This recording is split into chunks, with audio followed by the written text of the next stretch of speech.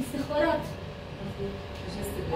عاملات اللاسلكي، تمام؟ هذول العمليات السريه، معلومات، جمع المعلومات كان كلياته يتم عن طريق النساء، كلياتهم هذولكم منيح. اضافه العامل الاساسي اللي هو داخل الاسره هو كون ثاني، لانه كان على عاتق المرأة هي الحفاظ على العيال وتربيه الاولاد والحفاظ على حجم او التكافل المجتمعي لهاي العيال. هذا كلياته كانت مهمات المرأة. خلصت الحرب ما تسوي الزلم اذا مش ثلاث ارباع، ظلت النساء صامتات. اول شيء بدي احكي عن الجلسه اللي كانت اليوم، جلسه كثير فائده، وخاصه انه اضوت على دور المراه في وقت الحرب. نحن نسائنا بالنسبه للمجتمع الدرزي بالسويداء كان لهم دور كثير كبير بوقت الحرب الحالي، خاصه كمسعفات وكمرشدات وكامهات وكمدافعات بنفس الوقت عن الواقع اللي نحن عشنا فيه. من جلسه اليوم كثير استفدت منها لانه فيها توجيه كثير حلو. كان انا بما اني من وقت الحرب لحد الان كنت عم بشتغل على كذا اتجاه، جلسه اليوم اعطتنا الاتجاه الصح للبنيه الاساسيه للدرجه الاولى لحتى نشتغل فيها كنساء داعمات مؤسسات في مجتمعنا الحالي.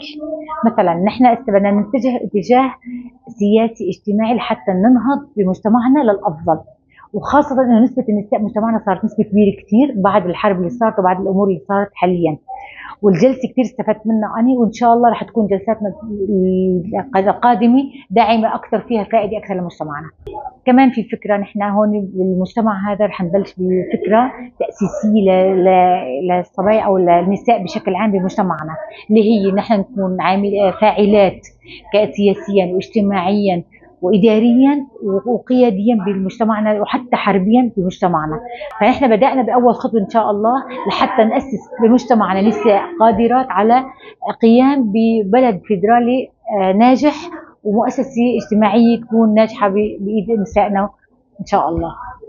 ولا الاغتصابات ولا المختطفات ولا، فكل وحده منا عندها هذه جواتها هي بتغير هالواقع. نحن اليوم كان في عنا محاضرة عن دور المرأة في الحرب.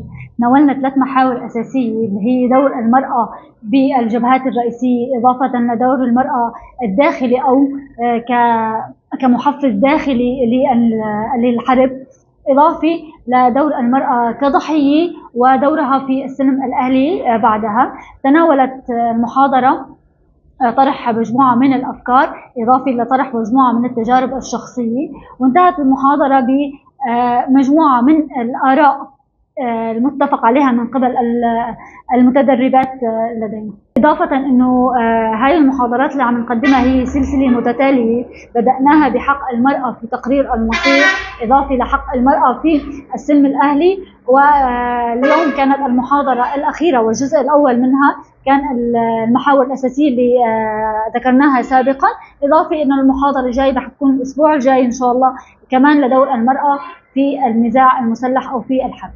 بداية نتوجه بالشكر لمجلس المرأة السورية بشكل عام، ولمجلس المرأة السورية بشكل خاص بفرع السويداء، ولمديرة المكتب أيضا على المحاضرات القيمة اللي عم يقوموا فيها. تم إقامة 3 ندوات كانت قيمة جدا، بدءا من دور المرأة بالسلم الأهلي، ودورة بحق تقرير المصير، ومناقشة اليوم كانت حول دورة بزمن الحرب. اولا كالمراه كمقاتله، من ثم المراه كداعم اساسي. طبعا بالنسبه للمخرجات واللي اجمع عليها جميع الحاضرات كانت بتعزيز الوعي العالمي حول العنف الجنسي على المراه كسلاح حرب.